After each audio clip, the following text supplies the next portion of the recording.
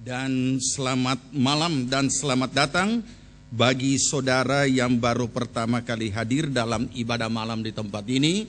Kiranya Tuhan Yesus memberkati. Jika ada yang baru pertama kali hadir, supaya kita bisa saling mengenal, kami mohon saudara tidak keberatan supaya boleh berdiri sebentar. Ada yang baru pertama kali hadir? Puji Tuhan, selamat datang. Tuhan Yesus memberkati. Selamat datang, selamat datang.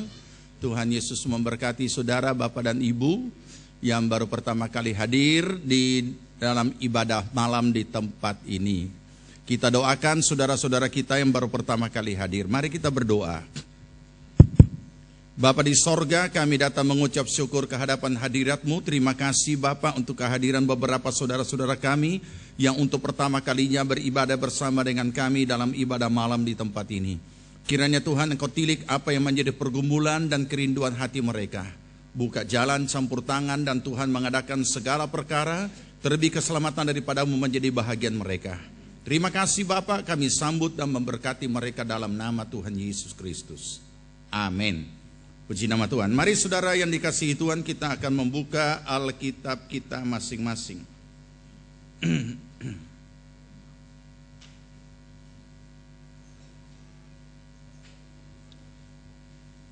Kita akan buka Alkitab kita di dalam Kisah Rasul pasal 13. Kisah Rasul pasal 13. Kita akan baca ayat 22. Mari kita sambut firman Tuhan. Kita akan baca bersama. Jika saudara sudah temukan, kita baca bersama-sama. Kisah 13 ayat 22. Kita baca. Setelah Saul disingkirkan, Allah mengangkat Daud menjadi raja mereka. Tentang Daud, Allah telah menyatakan, Aku telah mendapat Daud bin Isai, seorang yang berkenan di hatiku dan yang melakukan segala kehendakku. Satu lagi. Mazmur 91 ayat 14.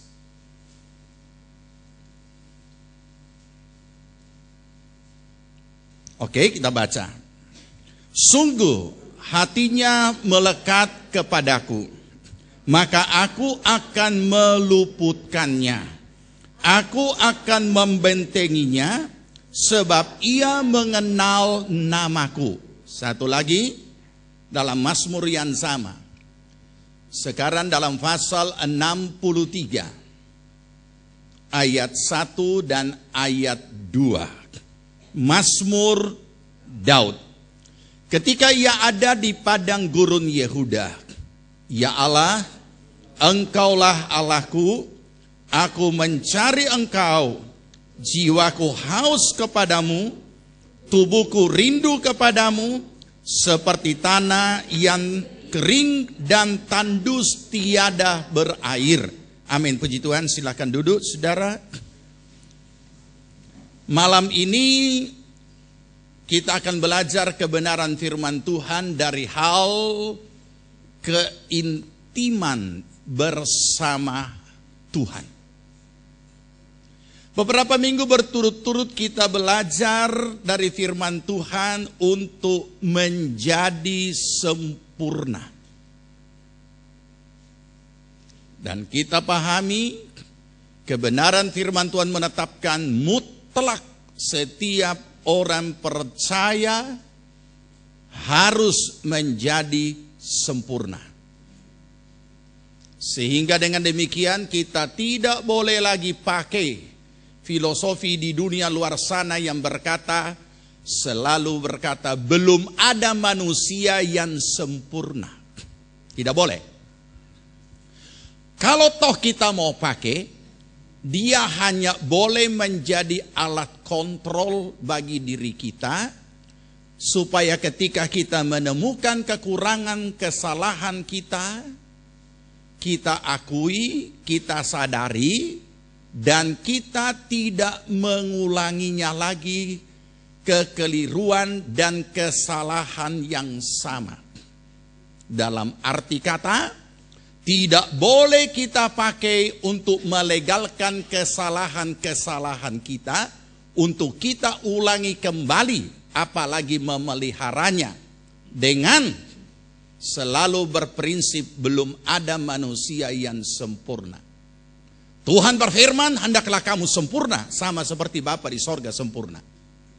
Dan kita sudah belajar itu. Dan kita menemukan kebenaran firman Tuhan bahwa sesungguhnya itu dapat dicapai oleh setiap orang percaya asal dia mau.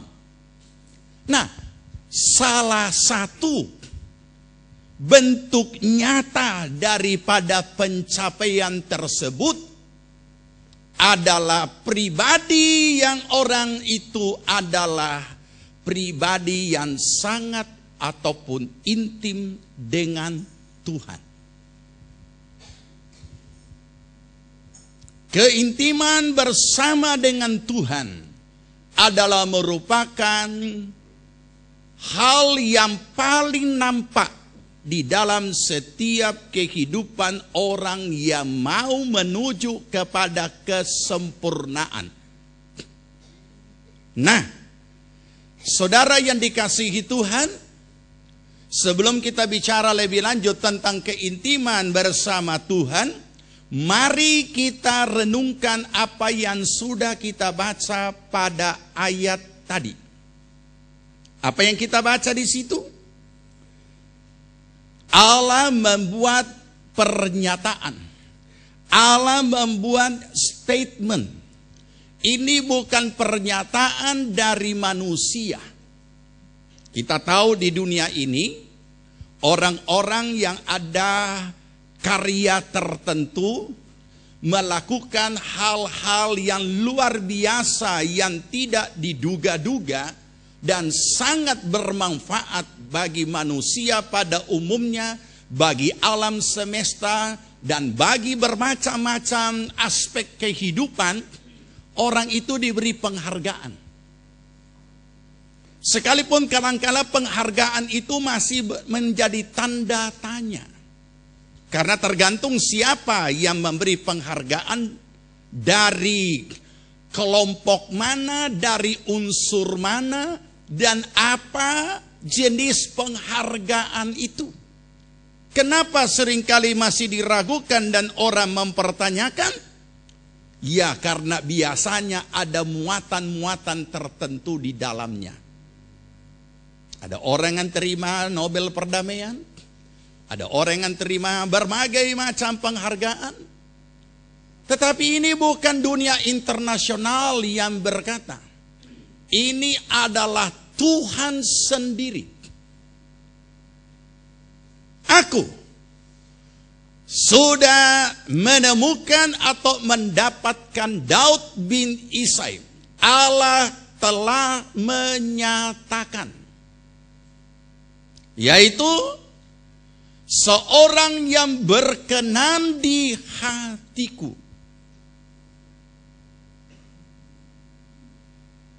Berkenan di hatinya Tuhan. Dan melakukan apa? Oke, tadi kita sudah baca Alkitab kan? Sekarang kita baca di sini. Saya bantu saudara dengan menuliskan ayat itu. Dan melakukan separuh, seperempat, tidak, segala kehendakku. Oke, sampai sini dulu ya. Sekarang mari kita kembalikan ayat ini pada diri kita.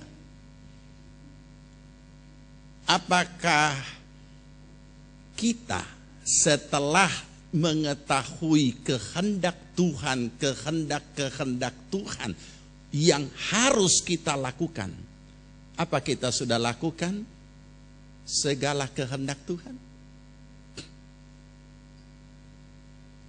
Tidak usah jawab. Tuhan tahu. Nah, saudara, apakah sama sekali kita tidak lakukan? Oh, tidak juga. kita juga lakukan. Yang mana yang kita lakukan? Yang cocok dengan diri kita. Tapi kalau kehendak Tuhan bertentangan dengan kehendak kita, apalagi kehadiran kehendak Tuhan memporak-porandakan kehendak kita, kita meronta, ujung-ujungnya kita kecewa kepada Tuhan. Mengapa Tuhan berbuat sekejam ini?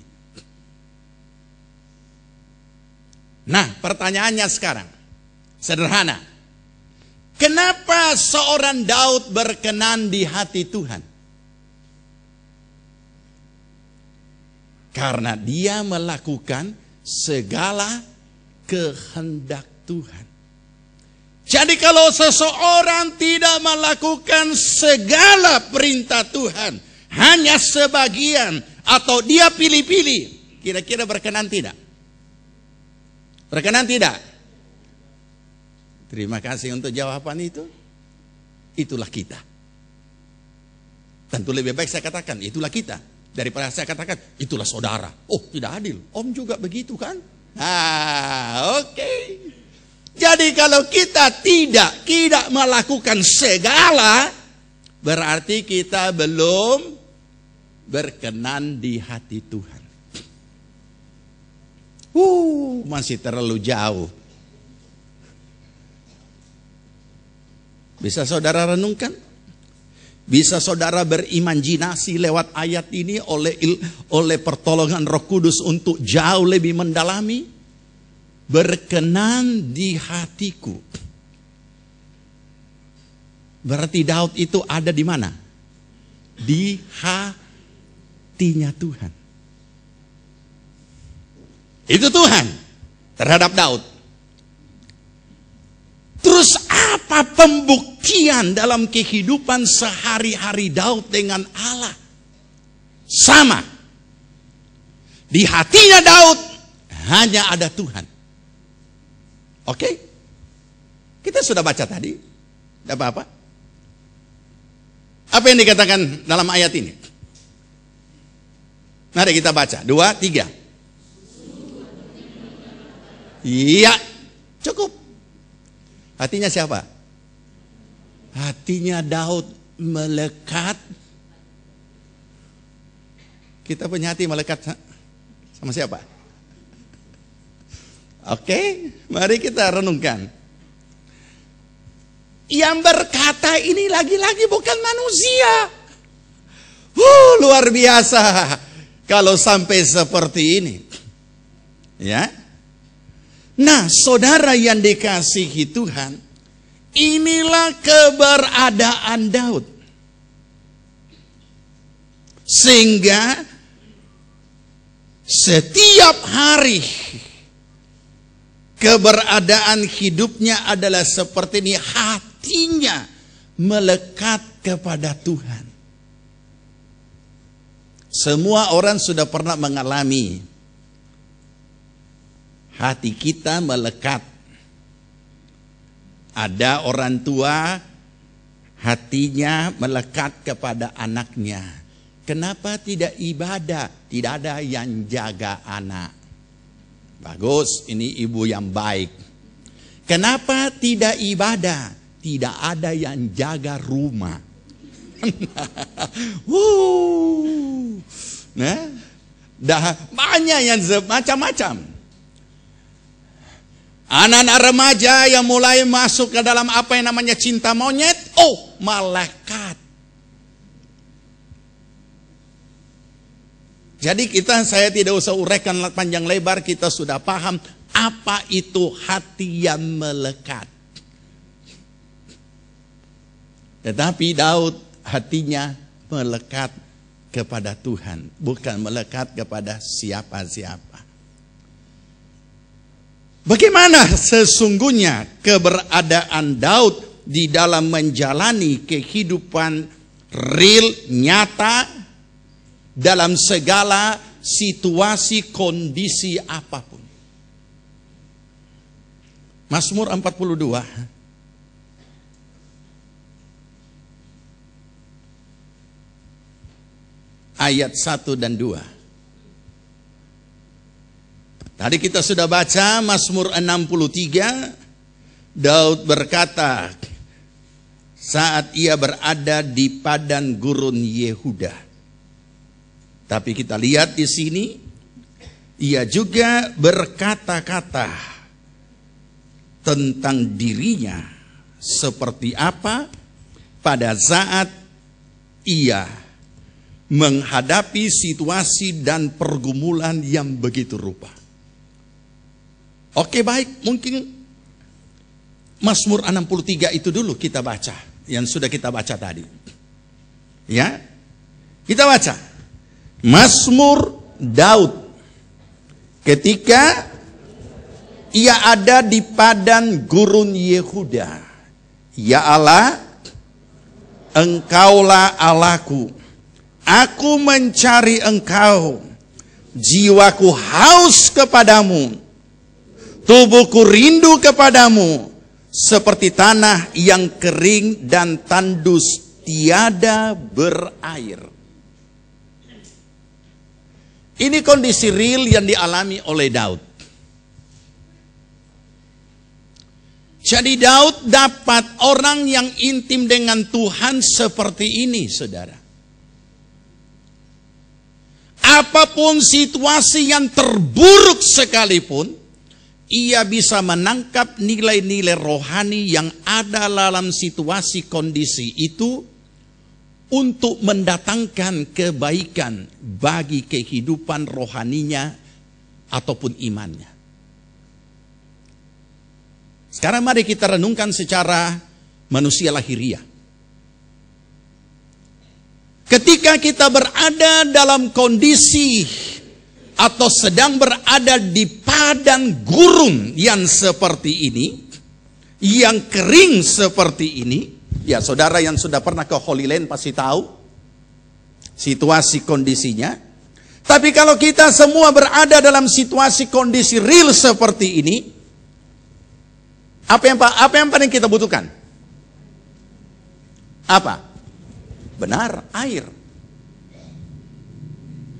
Tandus, kering, tidak ada air. Sesungguhnya apa yang kita butuhkan adalah air. Kenapa? Tubuh kita haus, perlu minum. Tidak salah. Tetapi kalau hanya itu yang kita tangkap sampai di situ, kita tidak dapat nilai-nilai rohani apapun dari situasi, kondisi, realita hidup yang kita sedang alami. Kita akan teriak, kita akan ngomel, kita akan mengeluh karena tidak ada air. Jadi secara real nyata, yang paling mendesak dibutuhkan adalah kebutuhan tubuh, yaitu air. Tapi justru hal yang real nyata ini justru mendatangkan nilai rohani bagi Daud. Dia berkata, dia tidak menulis tubuhku haus, aku mau minum. Yang dia tulis jiwaku haus.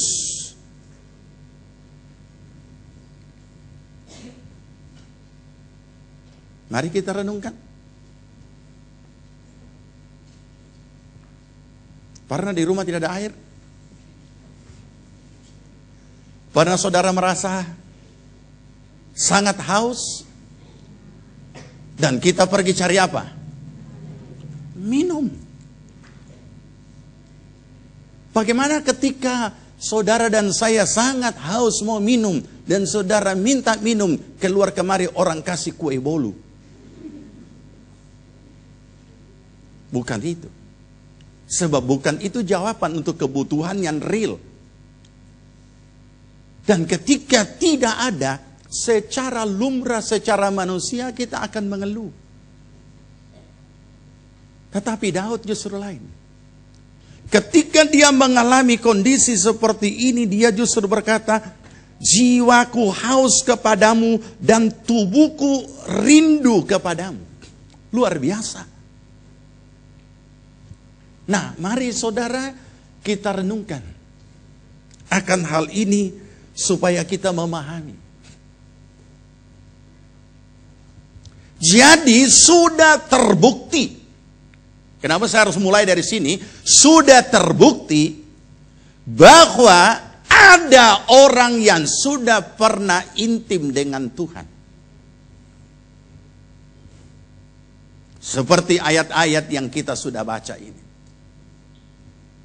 Kenapa kita harus memulai dari sini? Karena kita perlu memiliki pemahaman yang benar tentang keintiman bersama Tuhan. Ada banyak pemahaman yang tidak benar tentang keintiman bersama Tuhan. Seolah-olah Tuhan itu ataupun juga menjadi intim dengan Tuhan, aduh terlalu sakral. Jauhnya saya tidak bisa capai. Tidak mungkin dicapai. Tetapi kita sudah baca tadi. Tuhan berkata hatinya melekat kepadaku. Bahkan lebih daripada itu, firman Tuhan lebih lanjut ataupun pemazmur Daud berkata, yang kemudian dijadikan nyanyian dalam Mazmur 42 kita baca. Yang tadi saya katakan. Untuk pemimpin biduan, nyanyian pengajaran Bani Korah. Seperti rusa yang merindukan sungai yang berair. Demikianlah jiwaku merindukan Engkau ya Allah. Jiwaku haus kepada Allah. Kepada Allah yang hidup. Bilakah aku boleh datang melihat Allah? Kenapa dia? Memang kitab Mazmur adalah kitab puisi. Tetapi syair-syair yang ada di dalam kitab Mazmur itu bukan hanya sekedar karangan.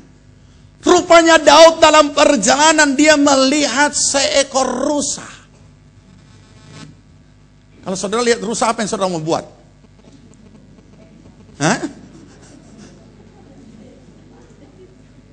Boleh-boleh saja.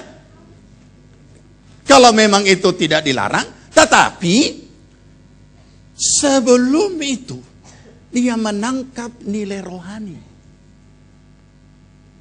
Dan dia tangkap, dia tulis ayat syair itu. Dan berkata seperti rusa yang merindukan sungai yang berair. Karena ada juga sungai tidak berair. Dan yang paling terkenal di Indonesia sungai tak berair itu adalah Sulawesi Tengah. Iya. Makanya sangat sulit membuat jembatan di Sulawesi Tengah. Lama sekali satu jembatan dibuat. Kenapa? Sungainya kecil. Tapi besok-besok jadi besar sekali. Dan begitu dia banjir, bukan banjir air, banjir batu. Masih ingat dulu ketika belum ada jembatan? Harus turun baru naik lagi. Jadi salah satu daerah yang punya banyak sungai yang tidak berair adalah Sulawesi Tengah. Sehingga kita dapat makin mudah dijelaskan. Karena hampir tiap hari kita lihat. Dan mungkin sekarang masih ada. Kapan dia berair? Kalau hujan. Kalau ada banjir di atas gunung. Nah, tertumpah kemari baru berair. Nah, saudara, inilah kebenaran itu. Kenapa terlalu sakral?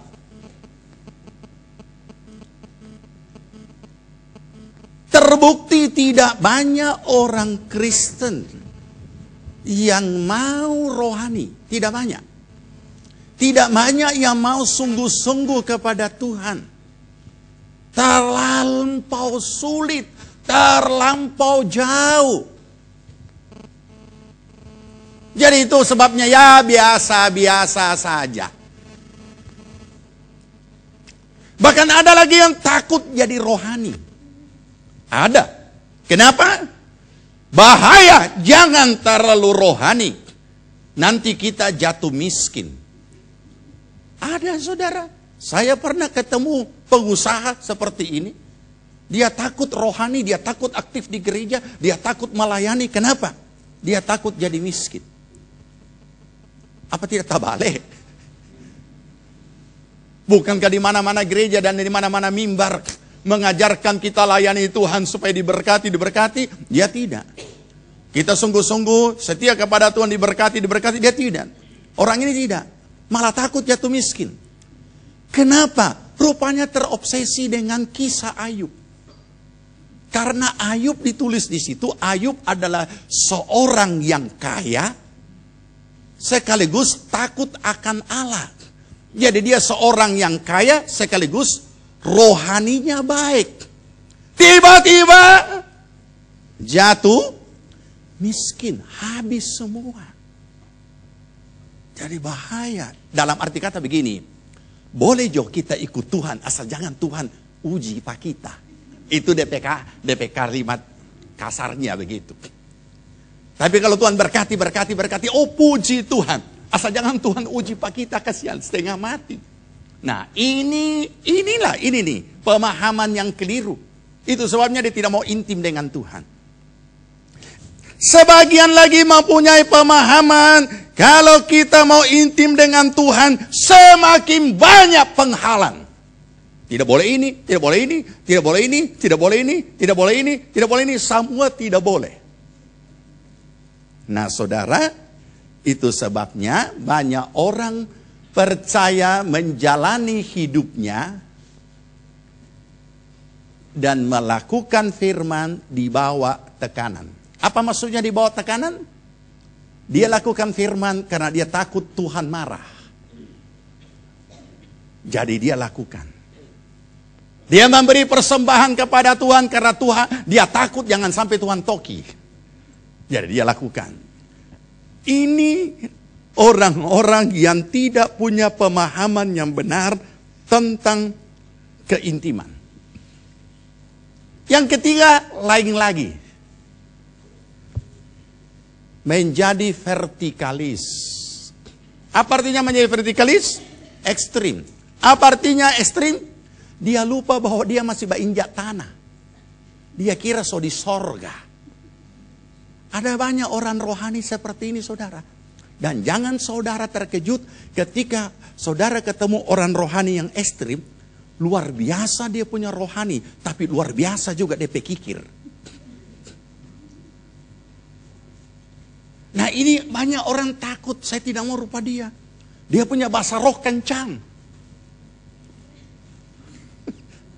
Dia punya doa kencang. Dia punya puasa kencang. Tetapi dia lupa kalau masih di dunia. Dia kira so di sorga. Nggak bisa. Semua ini tidak benar. Nah, oleh karena itulah mari kita belajar tentang apa arti kata intim. Biasanya pendeta itu dia pakai bahasa Yunani. Menurut bahasa Yunani, nah, saya pakai bahasa Indonesia aja lah. Menurut Kamus Besar Bahasa Indonesia, sederhana. Intim itu akrab. Karib. Keintiman berarti keakraban. Kemesraan. Aduh, sudah tahu. Nah, jadi dengan demikian kita belajar tentang keintiman bersama dengan Tuhan setelah kita dikemukakan pembuktian-pembuktian yang sudah ada di dalam Alkitab. Sekarang kita mau mulai dari mana? Sederhana. Kita harus mulai dan menyadari bahwa awal keintiman sudah dimulai dalam kekekalan sejak manusia belum jatuh di dalam dosa. Memang sangat sulit menggambarkan manusia sebelum jatuh dalam dosa.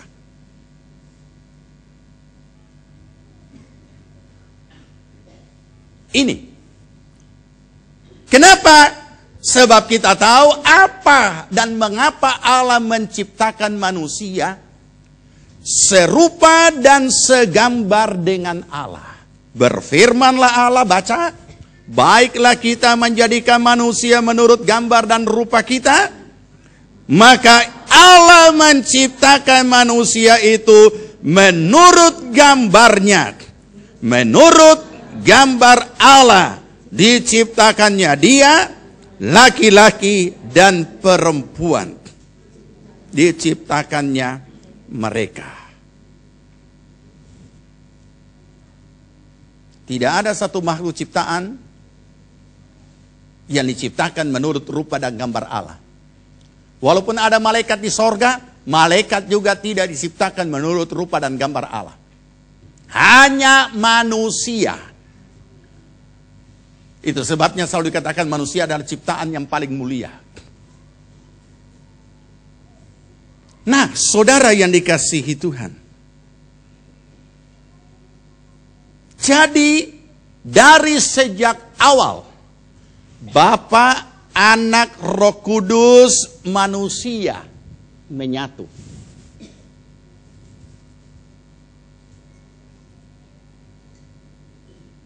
Jadi dari sejak awal di dalam kekekalan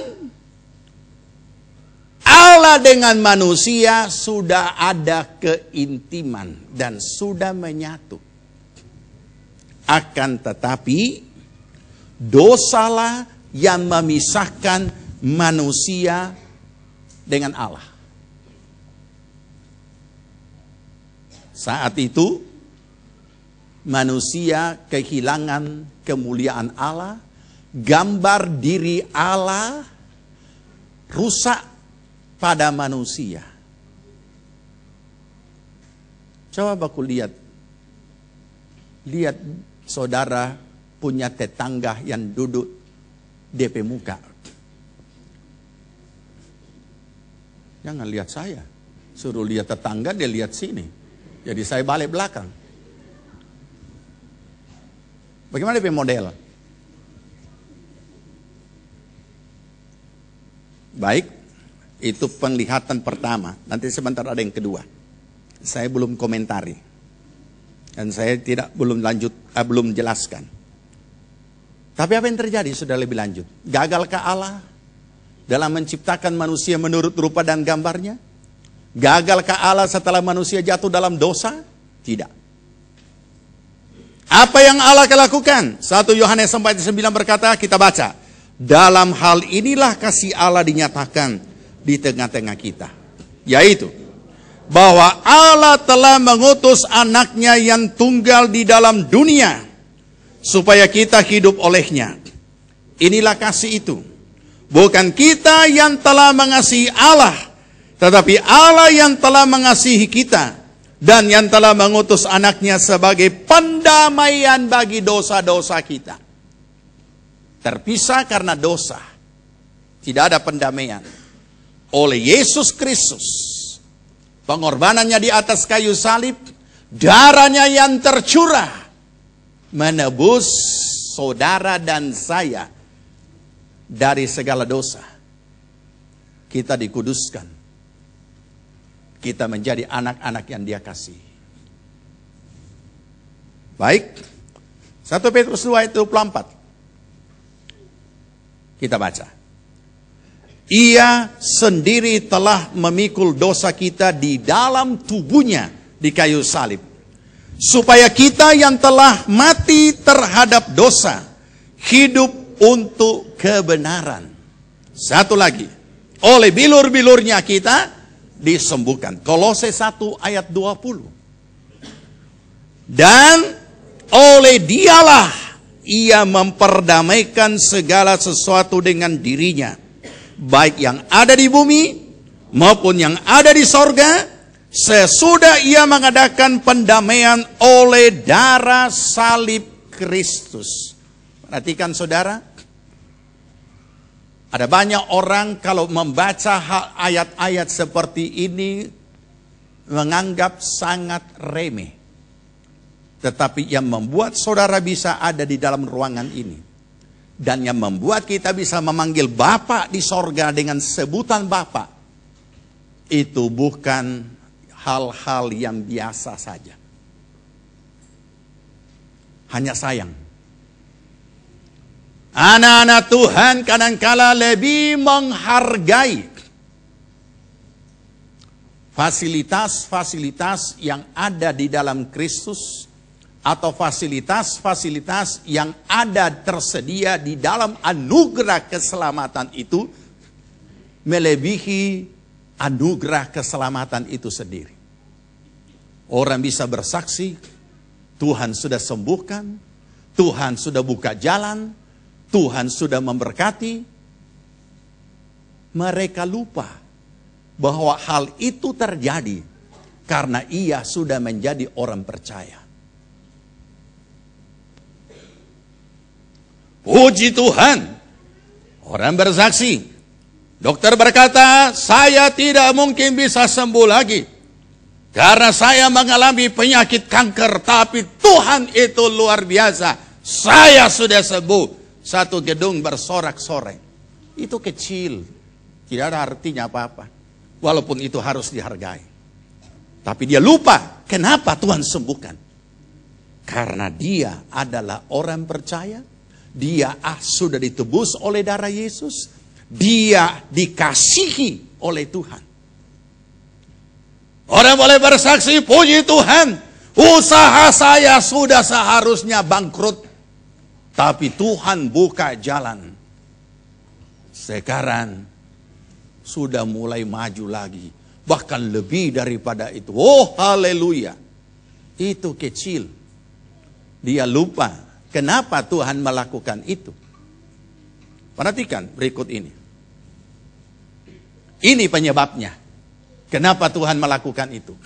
Gambar diri Allah yang telah rusak dalam diri manusia oleh sebab dosa dipulihkan kembali menjadi serupa dan segambar dengan Allah. Maka terjadilah perubahan status. Apa itu?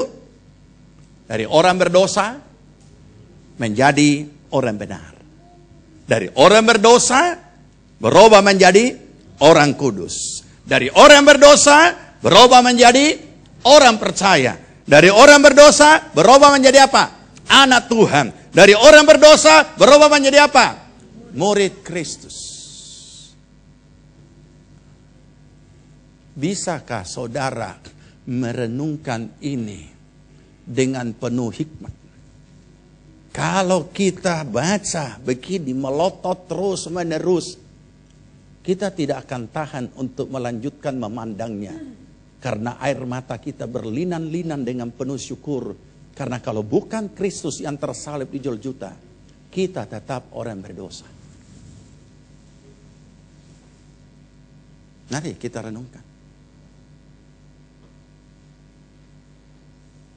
Ini jauh lebih berharga dan tak terhingga nilainya. Melebihi segala macam bentuk berkat pertolongan, campur tangan dan lain sebagainya. Orang boleh terkagum. Kenapa Laut Kolsom bisa terbelah ketika Musa mengangkat tongkat itu. Atau menunjukkan tongkatnya kepada laut itu. Tetapi orang tidak. Orang lebih terkagum dan lebih mempersoalkan laut terbelah. Mereka tidak pernah menyadari bahwa Tuhan melakukan itu karena Tuhan memang telah memilih Musa. Saudara, mari kita renungkan bahwa status ini berubah oleh karena saudara dan saya sudah menjadi anak yang Tuhan kasihi. Kita sudah lahir dari benih ilahi. Kita sudah lahir dari benih agape. Bukan kita tidak menghargai berkat Tuhan. Bukan kita tidak menghargai kesembuhan. Bukan kita tidak menghargai Tuhan buka jalan dan lain sebagainya. Pertolongannya macam-macam. Bukan. Tetapi intinya yang mendasari Tuhan melakukan itu adalah karena saudara adalah anak yang Dia kasihi.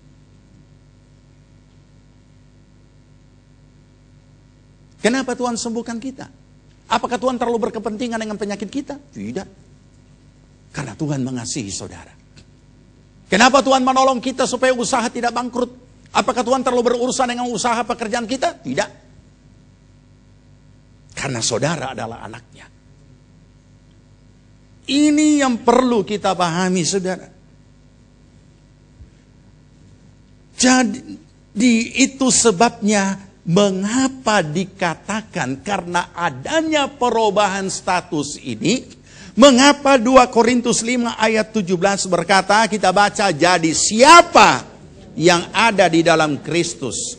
Ia adalah ciptaan yang baru. Yang lama sudah berlalu, Sesungguhnya yang baru sudah datang. Nah, sekarang lihat ulang samping saudara. Periksa baik-baik DP model muka dari ujung kepala sampai di kaki. Tapi tidak usah suruh berdiri, kacau nanti. Dalam arti kata, setelah kita jadi orang percaya, jadi anak Tuhan, sudah ditebus, tidak lagi disebut orang berdosa, tapi disebut orang kudus, orang benar, anak yang dikasihi, orang percaya, murid Kristus. Gambar diri Allah yang sudah rusak oleh karena dosa, sekarang dikembalikan pada diri kita setelah kita jadi orang percaya. Jadi jangan pernah memaki sesama saudara dan berkata memang monyet kamu. Nah, dia bukan monyet. Dia serupa dan segambar dengan Allah. Iya, tapi dia pesek om. Rupa itu film King Kong pe hidung. Yang jelas setelah kita sudah jadi orang percaya, kemuliaan Allah dikembalikan pada kita. Jadi tidak usah takut dan khawatir. Kenapa belum ada orang yang bafluid? Kita sok kepala 3 tidak ada yang bafluid. Saudara akan terkejut karena tiba-tiba tanpa fluid dia datang masuk minta. Pastor saudara berkata, jangan kasih susu, kita pikir-pikir dulu. Dia lagi yang tolak. Nah, apa boleh buat? Nah, saudara, jadi pertanyaannya sekarang, setelah kita sudah jadi ciptaan baru, mungkinkah kita bisa intim dengan Tuhan? Ataukah kita masih bertanya, bagaimana kita manusia lahiriah di alam nyata mau menjadi intim menyatu dengan Tuhan yang adalah roh dan ada di alam roh? Bagaimana? Itu pertanyaan konyol. Kenapa saudara? Berdasarkan ayat yang ada di atas itu. Mungkinkah kita yang hidup di alam nyata dengan manusia lahiriah bisa menyatu dengan Allah yang adalah roh adanya? Bisa, bukan cuma mungkin. Kenapa bisa? Sebab kita sudah ciptaan baru. Gambar diri Allah sudah dikembalikan pada diri kita. Kalau kita orang berdosa, Tuhan tidak akan bisa menyatu. Nah, jadi apa yang terjadi pada ciptaan yang baru ini? Kita akan lihat sebentar.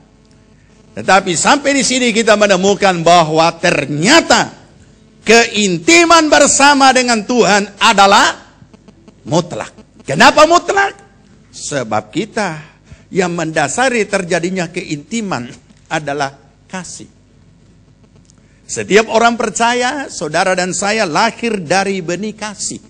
Benih agape yang dimulai dari atas kayu salib Golgota. Jadi setiap orang percaya mutlak untuk intim dengan Tuhan. Dan itu harus terlaksana. Kenapa? Kita lihat.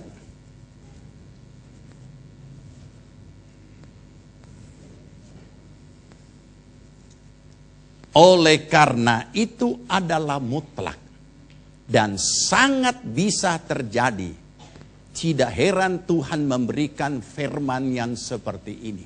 Baca. Markus 12 ayat 30. Kasihilah Tuhan Allahmu dengan segenap hatimu, dengan segenap jiwamu, dengan segenap akal budimu, dan dengan segenap kekuatanmu. Kalau saudara belum dilahirkan dari benih agape, Tuhan tidak akan berfirman seperti ini. Karena